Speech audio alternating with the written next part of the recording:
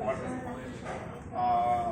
stage 3 and stage 4 gallbladder cases, and that project will be starting from April 2026. So we are going to start this project, and before starting this project, I want to represent how we are going to conduct the study. Side by side, I want to say about how to prepare a protocol or project that may be useful for our doctors who are working in state government or private practitioners, because you are seeing hundreds of patients daily, and that patient might be converted in research mode, so that our success stories can be properly validated. So my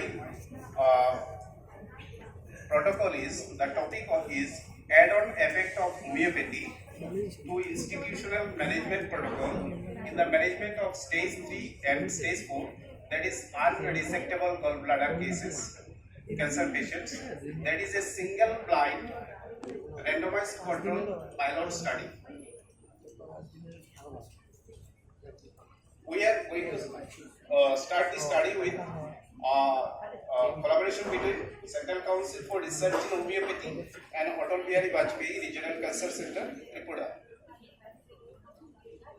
Now, we are having our study team. For any kind of research, you should have a team. Research is a teamwork practically. You alone cannot do any kind of research. So our team is comprising of Dr. Gurudev Chobe, who is the scientist, research officer cum scientist for presently posted in Kolkata, myself, Dr. Ratan, and Dr. Odindam Bhomik. He is the assistant professor, Department of Radiation Oncology, Agartala Government Medical College, and Dr. Odindam Bhomik and Dr. Varanasi Rosa of CCRH headquarters, Scientist 4. So, while preparing to a protocol, first of all, you should have an introduction. Why you are going to start this project? What is the rationale? What is the background to start this protocol? What is the incidence and prevalence rate? What is the scenario that compel you to think to start this project on the topic? So, as Dr. Odindam Bhomik already told that gallbladder cancer is a highly aggressive biliary tract malignancy, and it is often undiagnosed till later stage of the disease. In the initial stage of the disease, there will be no symptom. Patient will be having some kind of bloating abdomen, or patient will think that he is having gas pain, and he will take some kind of allopathic medicine like pantoprazole or something else. But he is having gallbladder carcinoma that will remain undiagnosed. And there is very poor 5-year survival rate. Have a look on the diagram, that is bar diagram, that 5-year survival rate is around 80% in stage 0. And in stage 1 it is around 75%, stage 2 it is 50%, stage 3 25%, and in stage 4 it is less than or equal to 15%. So we are taking only stage 3 and stage 4 gallbladder cancer cases in our study.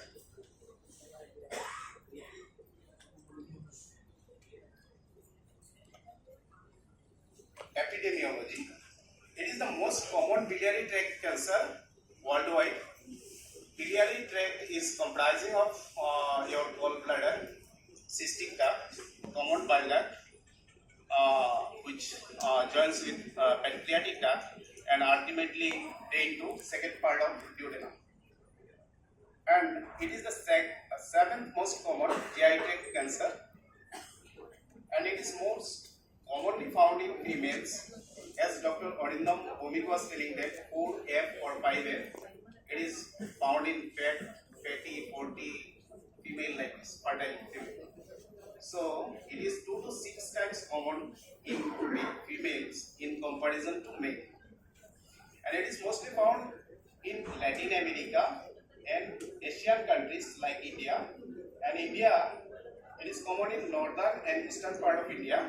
And recently, it is found, most of the cases found in Tripura also.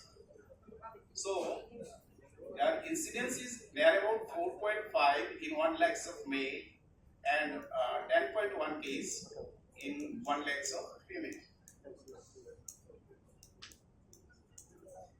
So risk factor already discussed by Dr. Arindam. I am just telling it in short. Most common risk factor is cholelithiasis or gallbladder stone. There will be a history of chronic inflammation. Patient will have history of biliary colic, and their risk factor also include porcelain gallbladder, in which the calcium will be deposited inside the gallbladder wall. And whenever you take a picture, that means X-ray or USG, it will look like a porcelain bowl. That's why it is called porcelain gallbladder, and it is itself a pre-malignant condition. Gallbladder is also associated with increasing age, female sex with high variety. Obesity is also associated with gallbladder, and it has been seen that gallbladder incidence and prevalence rate is higher in poor socioeconomic people. That means people who live in the rural part of India. And certain environmental toxins like arsenic and heavy metals also responsible for gallbladder cancer. Now, this is the pathogenesis. First of all, there will be chronic irritation of the gallbladder wall. Further, it will lead to metaplasia in cellular level. After irritation and metaplasia, it is reversible. That can be reversed back to normal condition. And after that, there will be dysplasia, and which ultimately leads to adenocarcinoma. Most of the cases of gallbladder cancer, more than 90% are adenocarcinoma, and around 10% cases are squamous cell carcinoma and others. This is the TNM staging of gallbladder cancer. In stage 0, carcinoma is C2. That means carcinoma is limited to innermost layer of the gallbladder, that is inner mucosal layer of the gallbladder. And in stage 1, cancer limited to lamina propria or inner muscular layer of gallbladder, that is carcinoma is not going beyond the gallbladder. And in stage 2, invades perimuscular connective tissue, means crossing the outer covering of the gallbladder, but it is not touching to any other nearby organ. That is also curable. Stage 1 and stage 2 are curable by surgery. Here curable means 5 years survival. And stage 3, it will spread to lymph node or nearby organ. Stage 3A breaks outer serosal layer and directly invades to liver and adjacent organ.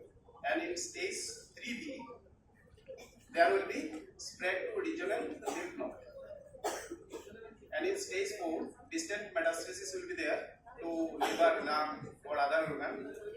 And in stage 4A, it invades portal vein or hepatic artery. And in stage 4B, there will be distant metastasis, lymph node or other. So in our study, we are taking inoperable cases, that cases which are not possible, operation is not possible.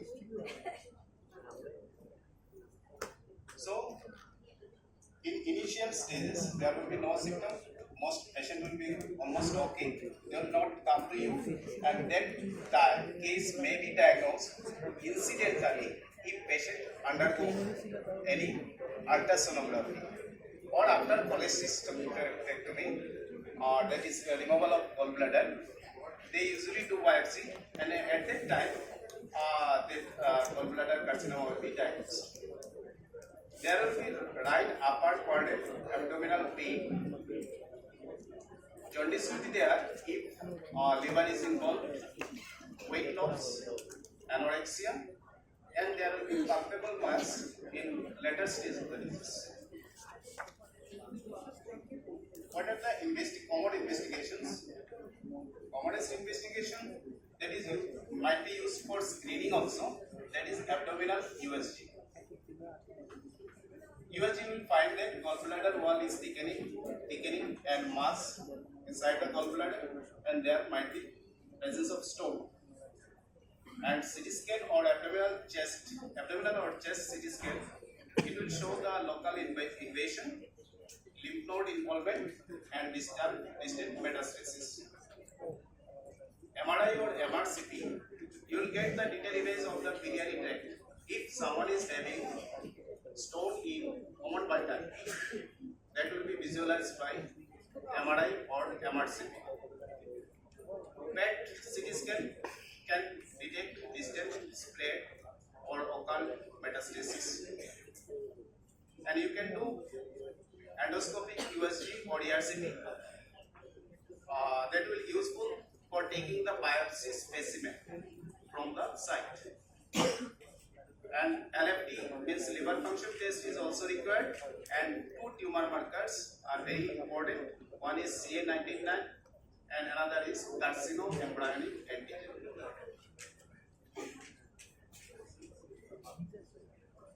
So, in our study, we are going to prescribe homeopathy, add-on allopathic medicine, that is modern medicine, and we prescribe medicine on the base of similia. That is, we are following the principle of similia. That means some patient is having some kind of symptom, we will prescribe that medicine which can produce similar kind of symptom to healthy patients. And we will do individualization, that means totality of symptom. We will prescribe on the basis of totality of symptom, and we will give medicine minimum doses and holistic approach. We will not the patient for gallbladder cancer. We will treat the patient on the basis of totality of symptom. That is, patient will take patient as a whole. So, why we are going to start this study? What is the rationale behind starting this study? That our medicine might increase the median age of survival of gallbladder cancer patient, because gallbladder cancer patients usually die within 5 to 10 months of diagnosis.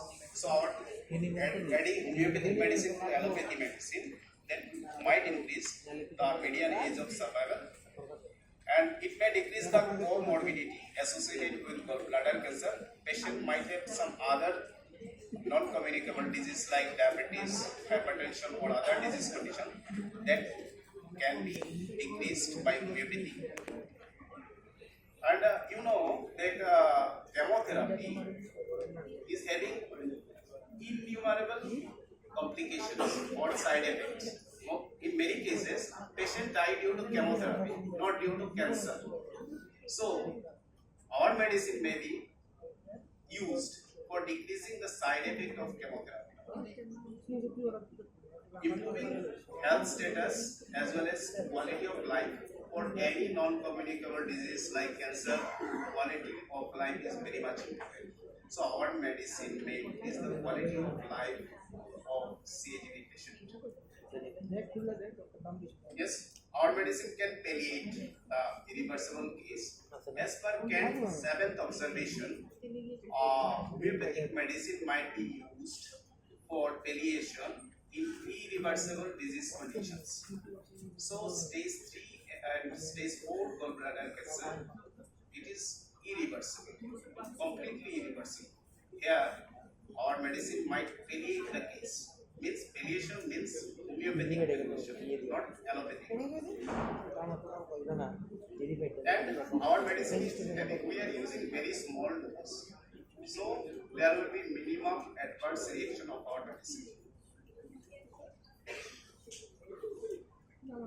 So whenever you are preparing any protocol or any research proposal, you have to review literature. You have to search whether similar kind of study has been done by anyone or anyone. We have searched electronic database like Medline, PubMed, Ayush Research Portal, but we have not found even a single paper of which adult homeopathy has been used in stage 3 or stage 4 gallbladder cancer patients. So we are the first to start a research project on add-on basis of homeopathy on unresectable gallbladder cancer. So only one single research article we have found, that is in biliary tree cancer.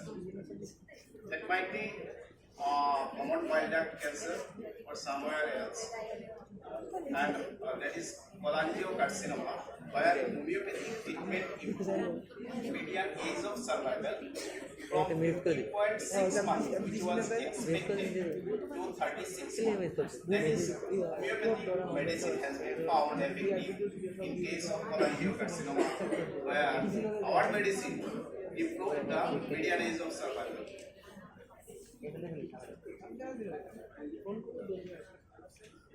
So whenever you prepare a protocol, you should have some aim or and objective. Without aim, we cannot go anywhere. We should have aim. So aim must be primary objective or secondary objective. Our primary objective is to compare overall survival beyond 9 months of patient receiving H plus IMP and IMPL.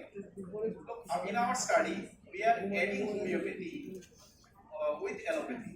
That means H means homeopathy and IMP means allopathy, institutional management program.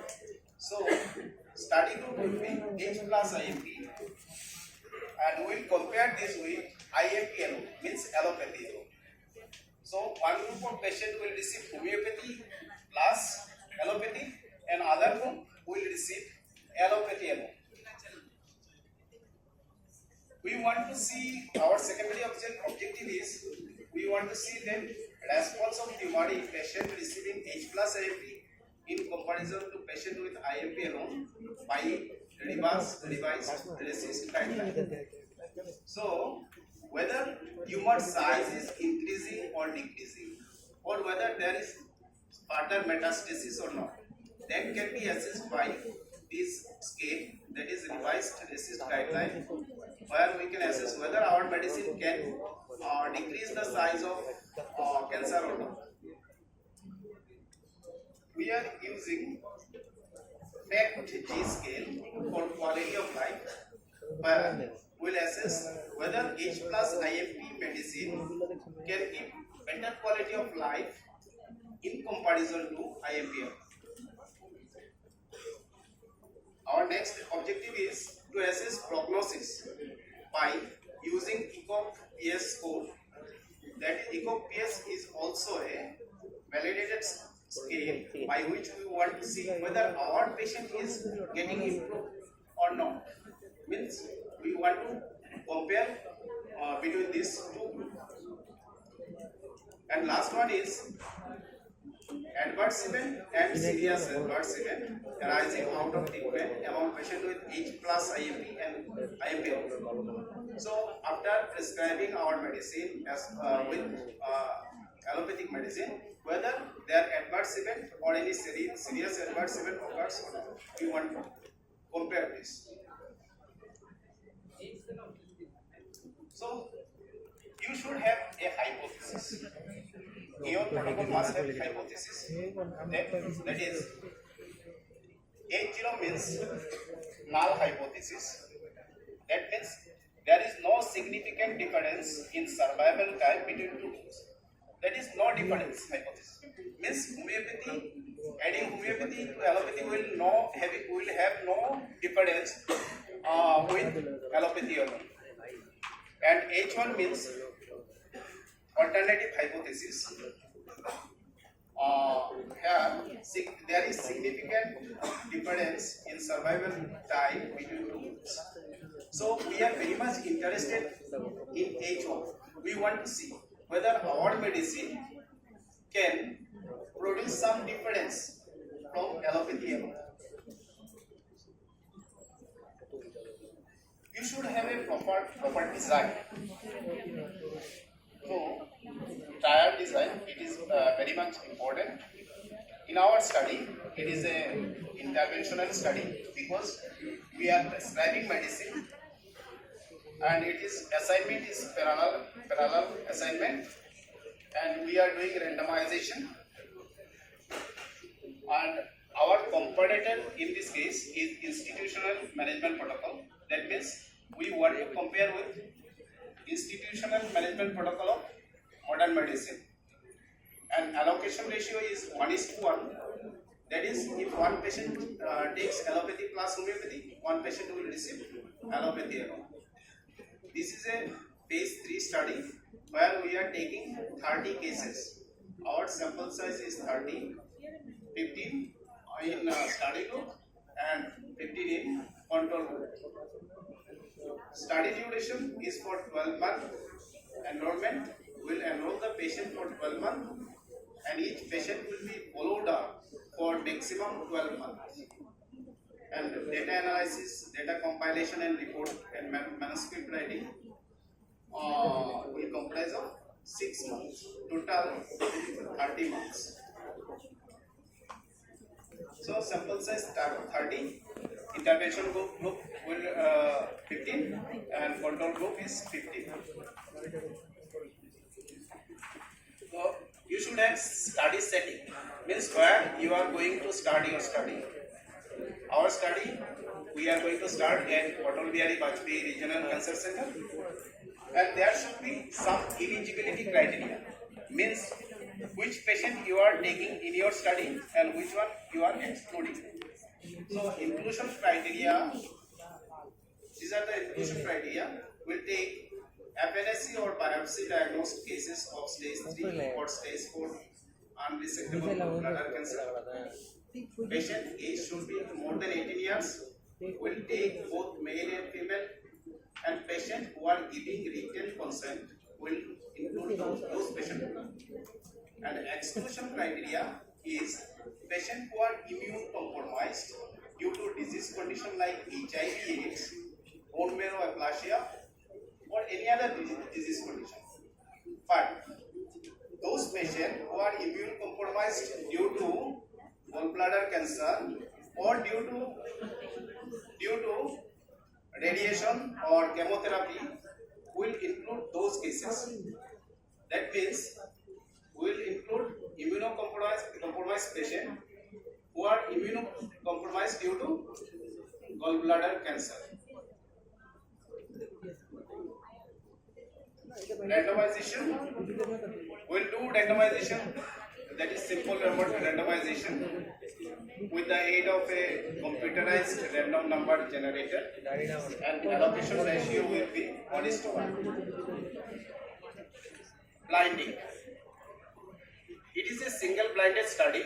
That means the patient will not know whether they are taking medicine or not, but doctor will know. And emergency unblinding may be done in exceptional circumstances where there is any serious adverse event occur. At that time, unblinding will be done.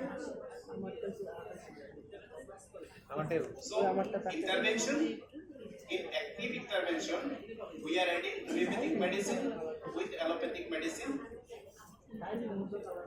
Selection of medicine, dose and potency will be as per the discretion of investigating physician, and duration of therapy will be for 12 months.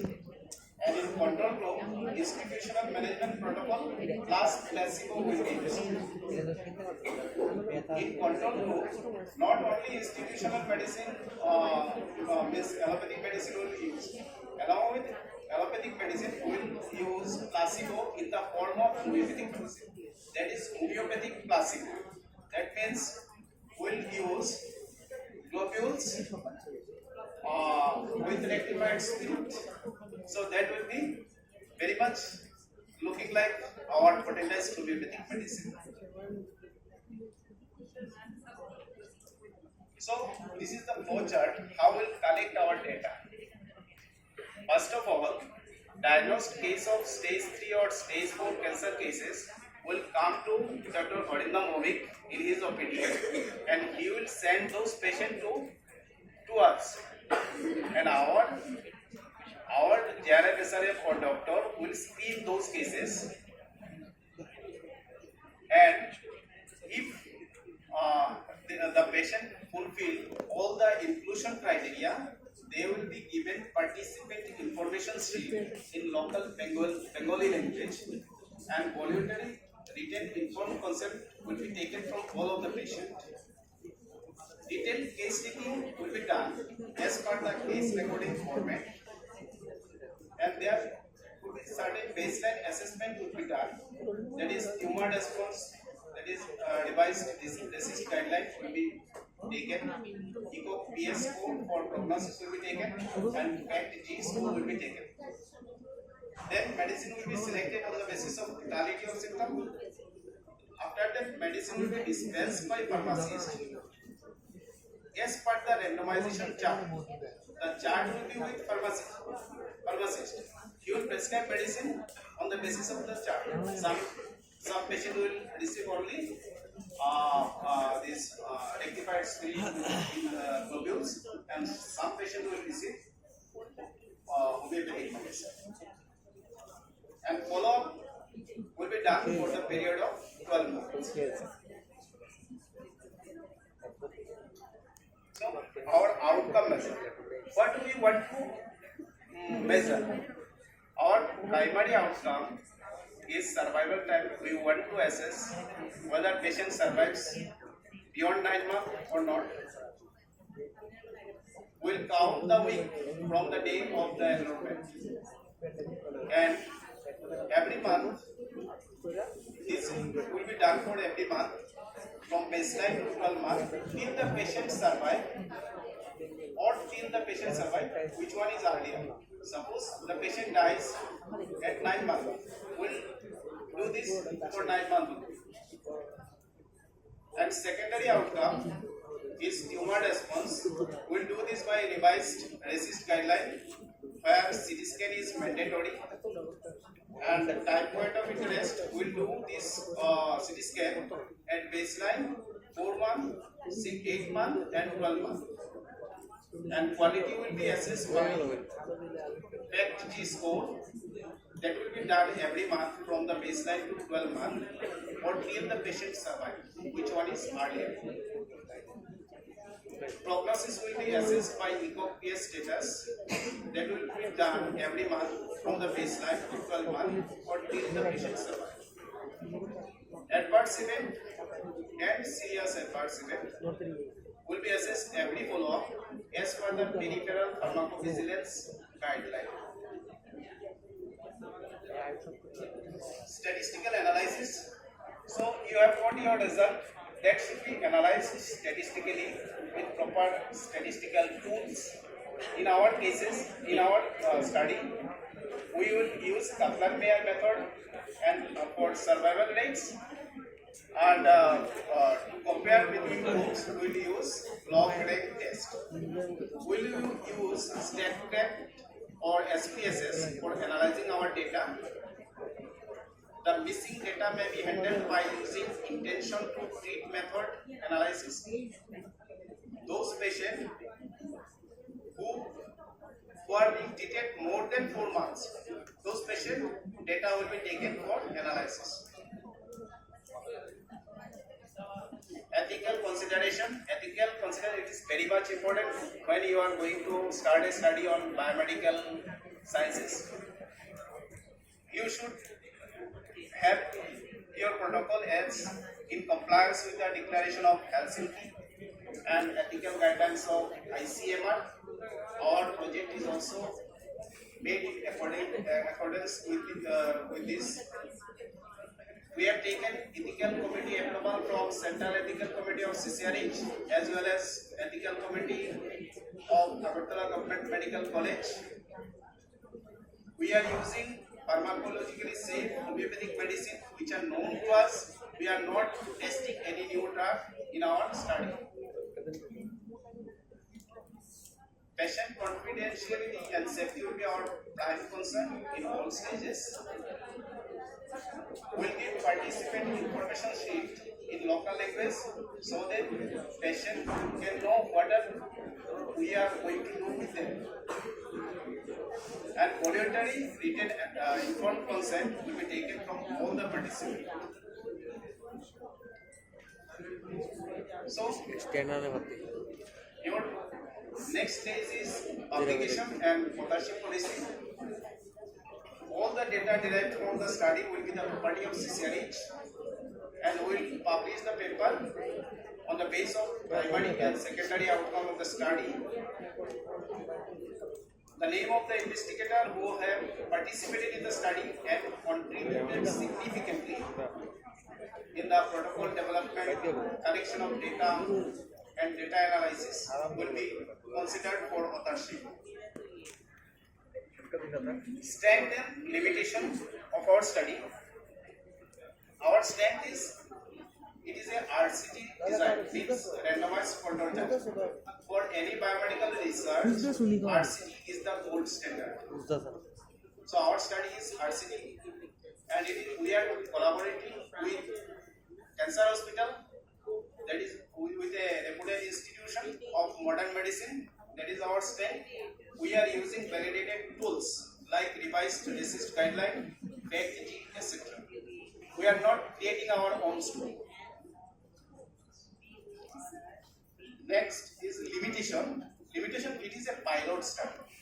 It is not a full-fledged study. It's pilot study, means pre-trial. And sample size is 30, that is very small. And it is a unicentric study. We are conducting this study only in Agartala, not in any other places. Conclusion, add-on homeopathy may increase the median age of survival as well as may improve the quality of life in stage 3 and stage 4 unresectable gallbladder cancer patient. And future scope is our study might be replicated and new study may be initiated with larger sample size and multi-centric study may be done in future. Long-term follow-up may be done. We are doing follow-up for only 12 months. That might be increased to 24 months. And our study is a single blind study, but a double blind study may be done, where the treating physician as well as patient will be blind. Both of them don't know whether they are prescribing allopathic, homeopathy or classical. This is the revised RCT guideline. In the revised RCT guideline, we are taking consideration of target lesion, non-target lesion, whether new lesions are appearing or not, and overall response. Here CR means complete remission, PR means partial remission, SD means double disease, NE means not evaluated, and PD means progressive disease. So CR means that is very good, and PD is the worst condition. Suppose in 4 months some patient come to us with PR, and after 8 months if he comes with CR, that means patient is improving. Tumor is responding well to our medicine. This is the ECO PS code to know prognosis of the disease. This will be assessed every month by physician as well as by the patient. Suppose in 3 months, if patient's score is 4, and in 4th month is coming with 3 score, that is patient is improving.